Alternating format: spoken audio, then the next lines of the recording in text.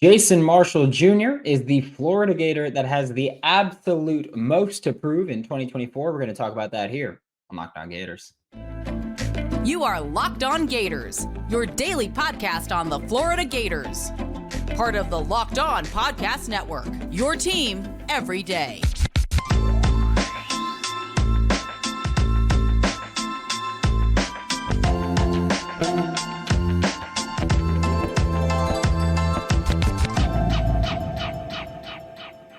Hello, and welcome back to another episode of Locked On Gators, part of the Locked On Podcast Network, your team every day. Thanks for making Locked On Gators your first listen of the day. Every day we are available daily and free wherever you listen to podcasts and on YouTube. Happy Monday.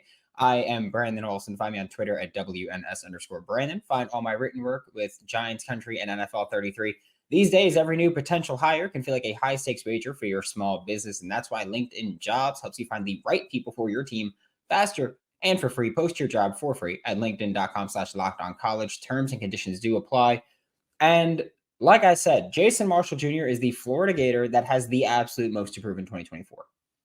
And by that, I don't mean, first off, not Billy Napier, because I'm talking about football players. But I will say also thank you to the subtext group for helping with this. Join subtext.com/lockedongators if you want to get involved in that. 2 weeks free, $5 a month. After that, no commitment or anything. But I texted them on Saturday night and I was like, hey, for Monday's show, what do you think about this? And so we will talk about those. And Jason Marshall was the one that I said, that's for me, that's who it is. Because also important to talk about that. I'm not saying the first round hype thing. I know that was a thing going into his. I mean, every year we've kind of heard like, oh, he's going to be a first round pick. He's going to be a first round pick, and then he's never lived up to that. And that has been my point. I've been saying for years now, he will never live up to the hype that was put upon him. He won't. And I've said also, I don't necessarily think that's his fault. I don't. He was a very highly rated recruit, but he's shown nothing to really make you think he's truly going to be a first round pick. However, even being someone that has said, I don't think he's going to be a first round pick, or I don't think he's going to play like a first round pick. Last year, he didn't even play like a future NFL cornerback. Like he genuinely didn't even play like he would be as a Sunday football player.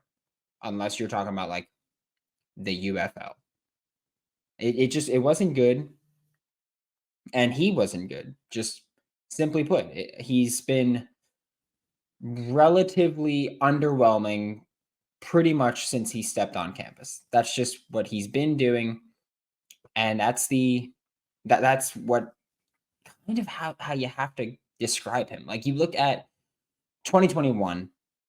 It was obviously the Todd Grantham time and Dan Mullen time, and it was just a train wreck of a season. But the defense still wasn't good.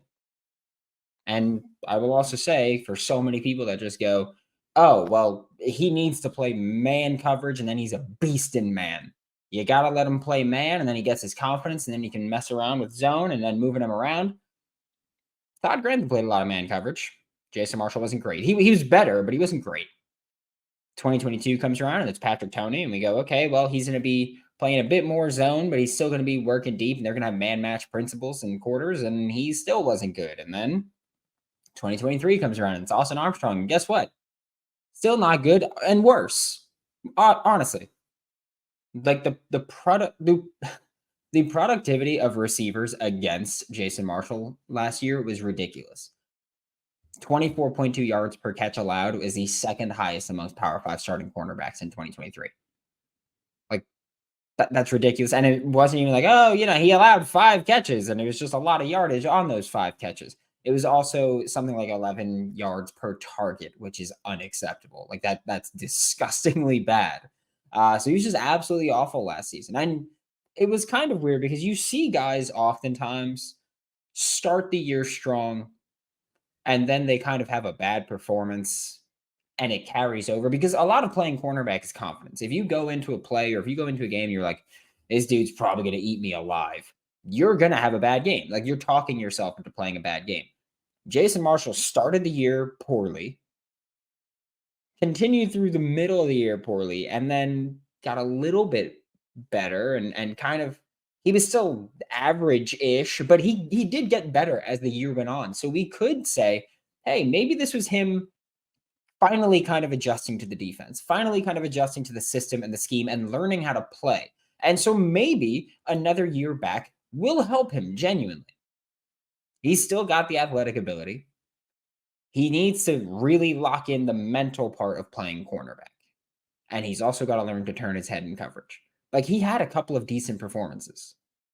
And I don't want to talk about the Vanderbilt game as far as coverage wise, but I do again want to bring up that Will Shepherd play where Will Shepherd didn't even grab his face mask. Like, Will Shepherd put his hands high trying to beat the press, and his finger got caught for a second, less than that, really, but for a second, and he yanked Jason Marshall Jr.'s face mask a tiny, tiny bit.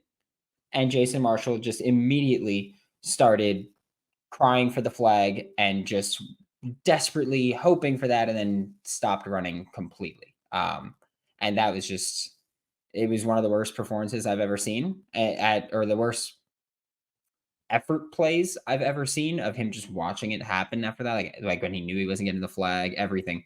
It was just terrible. And I don't know how else to put it other than that. It was just bad cornerback play, and the Vanderbilt game, was his worst play. Like, that play on film. Coverage wasn't bad for most of the game, but he did give up that huge touchdown because he just gave up on a play. And this is his last season before the NFL. You hope Will Harris can put it together. And I will also say he does deserve not a mulligan, but he does deserve a little bit of leeway for the fact that he's always had new secondary coaches coming in. 2022 having Corey Raymond to 2023 having Corey Raymond, yes, that helped because that was the only continuity he had.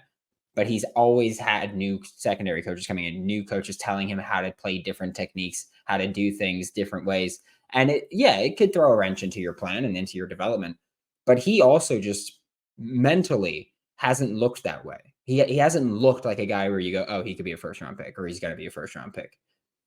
And that's, for me, one of the biggest issues, where he's got the physical talent. Like, I don't think you can deny his athleticism.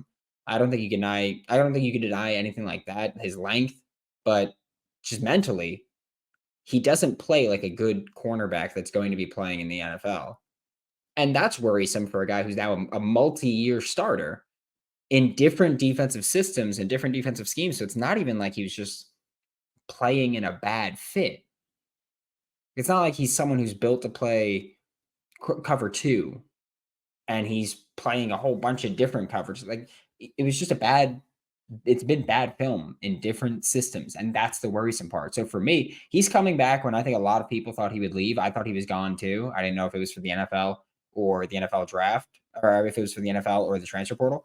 But I did think that he was going to be gone, because it felt like one of those things where he was tweeting at the fans. It felt like the Princely situation, where we were like, okay, he's NFL bound or he's transfer portal bound, but he ain't coming back. And it felt kind of like that. But I am happy to see him come back. It takes a lot to every week have people tweeting at you and saying that you're terrible, and then Gators fans saying all these things to you, and then you come back and you're like, well, guess what? I got one last chance to ride, and I'm going to do it for Gator Nation. So I do give him absolute credit for that, and I do hope that he comes back. But just what he's put on film has been nothing short of pretty bad. And that's a tough one. We are about to talk about Austin Barber in the next segment, because he's another one who has not lived up to the hype. But first, we're going to have a quick word from LinkedIn. Today's episode of Locked On Gators is brought to you by LinkedIn Jobs, because when you're hiring for your small business, you want to find quality professionals that are right for the role, because it's about the fit. It's not just, oh, we need someone. It's about the fit. Just like football, basketball, it's all about the fit, getting the people that help you win. That's why you have to check out LinkedIn Jobs. LinkedIn Jobs has the tools to help you find the right professionals for your team faster and for free. And it's not just another job board. LinkedIn has a vast network of more than 1 billion professionals, which makes it the best place to hire. In fact, personal story here with LinkedIn. Last week, I had Jameson Vest the Toledo kicker that played for Joe Houston, who's now with Florida. And he was on the show, on the Tuesday show. I set that up through LinkedIn. Because again, Jameson and I went to college together. I didn't have his number, but I had him on LinkedIn. And that is why Jameson Vest was on this show. And it's how I met a couple of agents at the Senior Bowl last week. Just saying, LinkedIn works wonders. Post your job for free at linkedin.com/lockedoncollege. That's linkedin.com/lockedoncollege to post your job for free. Terms and conditions apply. Thanks for making Locked On Gators your first listen of the day. Every day, we are available daily and free wherever you listen to podcasts and on YouTube. Don't forget that one. Don't forget YouTube, where you can catch the show live at 8 a.m. at 8 Eastern time every day that we have a show come out. So, just saying. Comments there.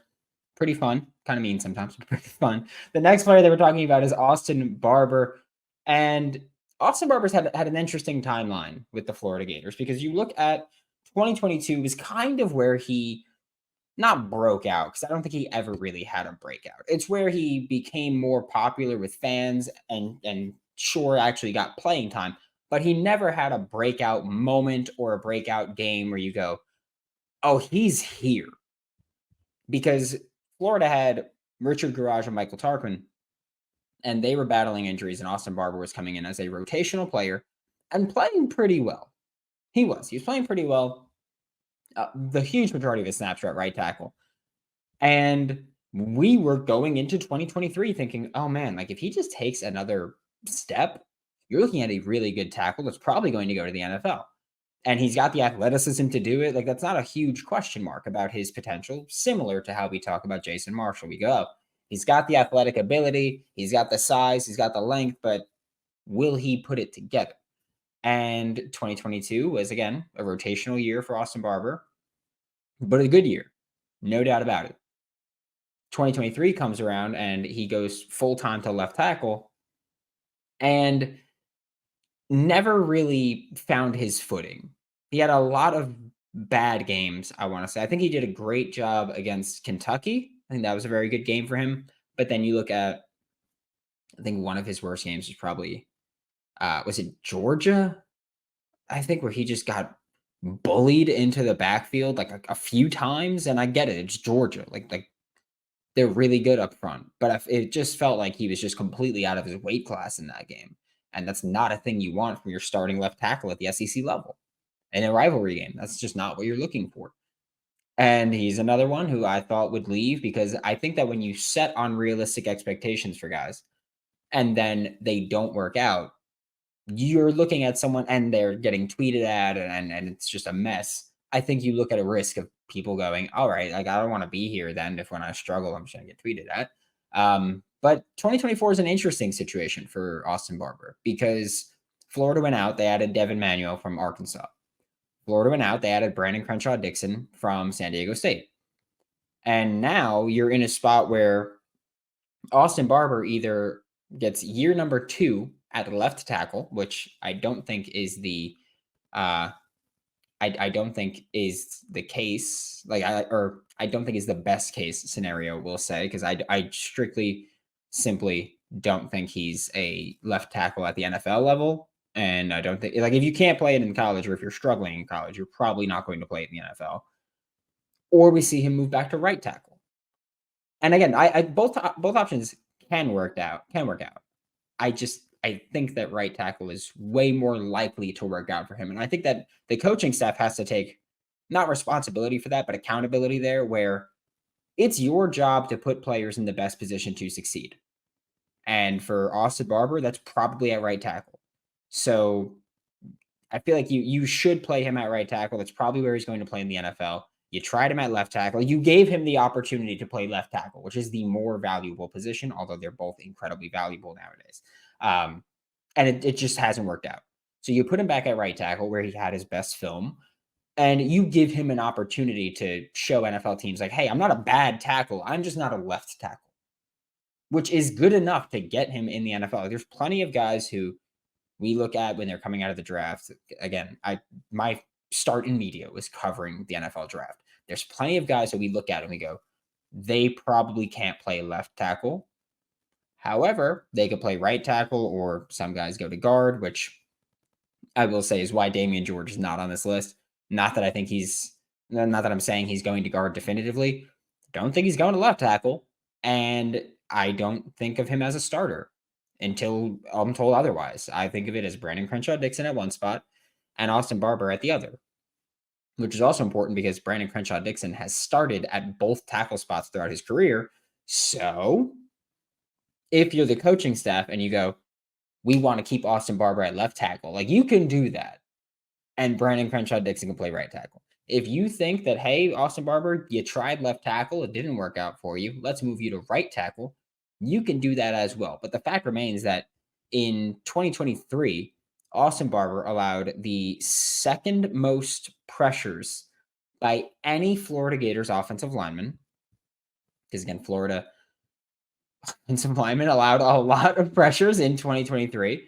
But Austin Barber allowed the second most. Damian George allowed the most. One thing there is that Austin Barber played the second fewest games, or the fewest games among starters, actually, because you're not going to count Kingsley, who played 4 games. So when you look at Damian George at right tackle, Austin Barber was at left tackle, they allowed a combined 45 pressures. 16 of those came from Austin Barber. That was more than Richie Leonard IV, Micah Mazuka, and Jake Slaughter. So I think that, you tried left tackle at the SEC. You didn't do it. You allowed 5 sacks. You gave up a lot of hits for Graham Mertz.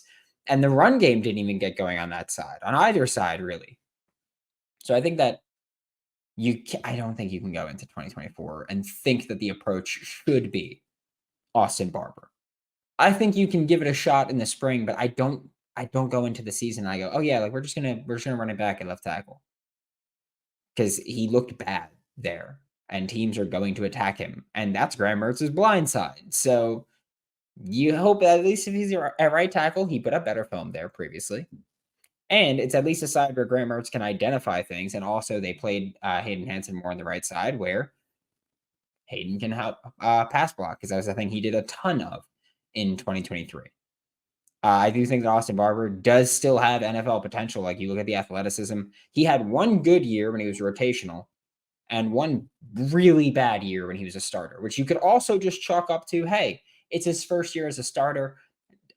Opposing edge rushers had actual film on him where they can go, okay, this is what he's good at. This is what he's not. This is how I'm going to attack him. This is how I shouldn't attack him. Like, you can argue all of those things. However, the fact remains he just looked unnatural at left tackle. And I think at that point you go, you look unnatural there. You looked pretty natural at right tackle. It looked like the smoother spot. I know that I've told the story before of I've played left tackle for one single play. And it didn't go well. And part of it was when I think of a pass set, when I think of dropping back in pass protection, naturally I'm way better when I'm basically lining up at a right tackle spot. I'm bad at either side. I don't want to get that. But just moving wise, I move way better if I'm thinking of it as blocking from a right tackle spot as opposed to a left tackle spot when I'm in that 2-point stance. So it's possible that he's just better there, and he put up better film. He looked more natural there.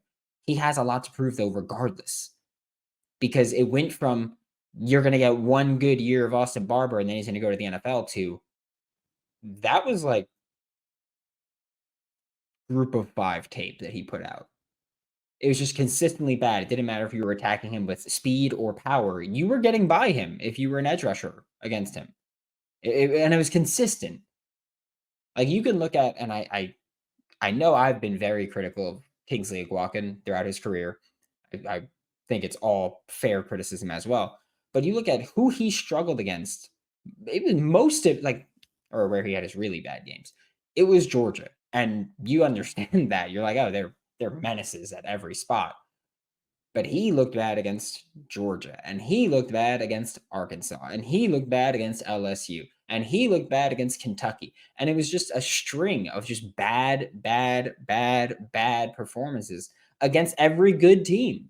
He just didn't play well. So I think that now you have to answer not just, are you an NFL tackle, but you have to answer, are you a starting caliber Power 5 offensive tackle? Because you didn't play like it in 2023 at all. And so I think that that's where Austin Barber really has to answer that question, because based on the film in 2023, he's not. but he's still got the doors open for him. But you've really got to lock in and kind of significantly improve for this season if we're going to even have the conversation of being an NFL draft pick when it's all said and done for Austin Barber in Gainesville. We're about to talk about kind of a mixed bag of other names that the subtext group threw in. But first, we're going to get a quick word from FanDuel. Today's episode of Locked On Gators is brought to you by FanDuel Sportsbook. Happy Super Bowl week to all who celebrate from FanDuel, America's #1 sportsbook. And if you're like me, Super Bowl Sunday is going to be all about scoring the best seat on the couch, chair, wherever you are, grabbing your favorite football snacks and placing some super bets. And I'm telling you now, like the Super Bowl is where FanDuel goes nuts. On a normal game, you can bet on still a lot, but Super Bowl, you can bet on how long the longest punt is going to be for Mitch Wishnowsky or Tommy Townsend. You can bet who's going to punt first. Like they have punting props. You can bet on how many times Patrick Mahomes is going to run the ball, which usually you don't get rushing attempts for quarterbacks there. You can bet on freaking anything. Tackles plus assists, bet on it. New customers join today and you'll get $200 in bonus bets if your first bet of $5 or more wins. Visit FanDuel.com/lockedon to sign up. Make every moment more with FanDuel, an official sponsor of the NFL. To wrap up today's show, we're talking about, again, a mixed bag of subtext names or names that the Locked On Gators subtext group gave for who has the most to prove. Some gave reasoning, some didn't. And on those, I will indeed speculate for the reasoning. First off was Derek Wingo. And I get it because you look at every year we get told, oh, like Derek Wingo's, he's going to start playing well. He's going to start playing better. And every year you kind of buy into it because he's a very nice person. He's a very smart person.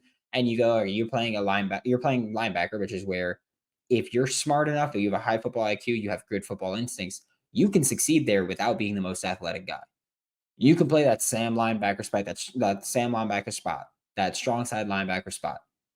And you can play well there as a 2-down attacking line. Look at Ventrell Miller.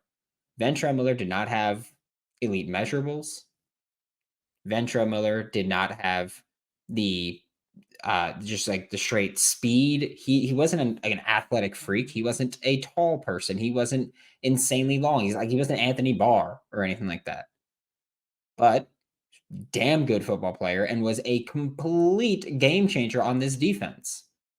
Partially because of his IQ, his communication. And I think that's what the expectation is when people go, oh, this is like Derek Wingo is going to start kind of breaking out. I think that's the expectation, that he can be a Ventrell Miller type player. And I don't know if he will be, but I understand where you get that from. And you could even argue that with I think he's a better athlete than Ventrell Miller. And you can argue that with his blitzing ability, because he's a pretty good blitzer, he plays like his hair is on fire, he could be a bigger impact player for Austin Armstrong than Ventrell Miller was for Patrick Toney. So I understand it. I do think that he's got a lot to prove. Personally, I don't think he's got the most to prove because I do think that the expectation for at least someone like me is that I'm not thinking of him as a starter. And so for me, that's where I go. But like Derek Wingo is a common answer. And I think part of that is because Austin Barber did an interview a couple of weeks ago at this point. I don't remember who it was with, but that Austin Barber did an interview. And they were like, oh, who's going to surprise us this year? And he said Derek Wingo. And so we've seen that pop up quite a bit of guys going, oh, Derek Wingo is going to surprise you. Derek Wingo is going to surprise you. And maybe he will. But if just straight up playing well is a surprise, I don't think that's the most to prove. Like, I don't think you have a ton of questions that you need to answer there. Another one is Devin Moore, who I do agree with because best ability is availability. But you also look at Devin Moore, someone who I think of him as a starting cornerback for Florida, assuming he's healthy. So I think of him as a starting cornerback for Florida. Now he's only played rotationally and he's been hurt a lot. So looking at him as, because again, when he's played really well. Genuinely, he's been a very good corner when he's been healthy. The issue is he's never been healthy and he's always rotating even when he is healthy. So now, and by rotating, I mean that he's a depth player rotating in, not a starter rotating out. Now you look at Devin Moore as, hey, the expectations have never been higher for you. And the questions, the asking has never been higher of you, where we go, last year you had Jalen Kimber, and we kind of knew he was going to be the guy. Like, we kind of knew he was going to be starting opposite Jason Marshall. Then you look at this year, and there's Jason Marshall, and then there's nobody proven definitively at the opposite corner spot. And Devin Moore is the one that we all talk about as he's going to be that guy. So you do have a lot to prove there. You have a lot to prove as far as, are you a true starting corner in the SEC level or NFL level? Are you capable of staying healthy for an entire season, which you have not yet in Gainesville? Are you capable of that film that you've put out so far that's been good? Are you capable of doing that over the course of an entire game, even, let alone multiple week stretch, a season? Because you've only been a rotational player. So now the question is, can you play? Like, can you take that good play and extend it? Because you've got a small sample size so far. So can you take that good play and extend it to he can start and play well consistently on the outside? Joey Slackman was another pretty common answer, which I get it. I'm someone who I do think Joey Slackman will play well. I'm a big fan of what he's put out on film. However, he's going from Penn, which is an Ivy League school, to Florida, which is a Southern Ivy League school, which is an SEC school. And it's not just he's going to Florida, it's that he's going to Florida against one hell of a schedule this year. So I understand it with Joey Slackman, because it's not just, which again, I think his technique's pretty solid, but it's not just, oh, you are a better athlete, because if you're an SEC athlete, you're probably more athletic than everybody in the Ivy League. So it's not just, oh, you can out athlete people at times, which I know there was like a video of him going around when he committed to Florida of a screenplay where he's unblocked and he just blows it up. And it's like, yeah, that's a screen. Like, you're just more athletic than them. But looking at doing or making impact plays consistently at the SEC level is way different than Penn. You're going to be going up against significantly bigger interior offensive linemen, where at Penn or in the Ivy League, not so much. Like, you're not going up against many NFL offensive linemen there. This year, every week almost, you're going to be going up against NFL offensive linemen. Can't just overpower them like you could at Penn. You can't just burst by them like you could at Penn. And if you can do that, then you're answering the questions. But that's rare ability to be able to do that on the interior. Like, that's like Javon Dexter did that. He put out good film as a pass rusher when he was solo blocked. So you can talk about that, but I don't think Joey Slackman's that kind of athlete. I think Joey Slackman needs to be able to actually defeat and deconstruct his blocks. So I think that Joey Slackman, totally someone that you can count as he has a lot to prove. And the next one, which I will say, one person said this. I'm not going to say people's names because I don't know if they want that, but one person said this, and I didn't even think about it until they said it. But I do kind of get it. And by kind, I mean I do agree. Arliss Boardingham. And I think the big selling point with Arliss there, or what you have to prove for Arliss, is consistency, which, to be fair, some of it is out of your control. I'm not talking about catches or targets, because that you can't control. Or I guess you can control catches to an extent, given your targets.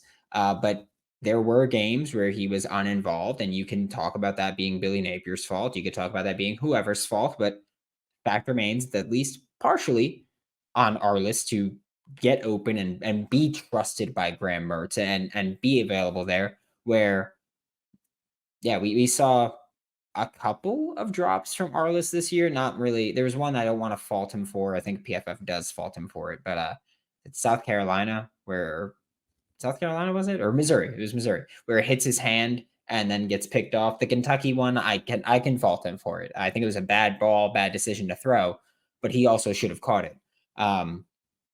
So I think that was a fault on both of them. But Arliss, can you do it consistently? Because that is not something he's done consistently. The Vanderbilt game, he had a great game, but it was against Vanderbilt. South Carolina game, he was ghost for most of it until the final drive. And Arkansas game, he was ghost for most of it until the final drive. Like, we've seen him pop up when it matters the most, but he's been silent, radio silent for a lot of games, for most of the game.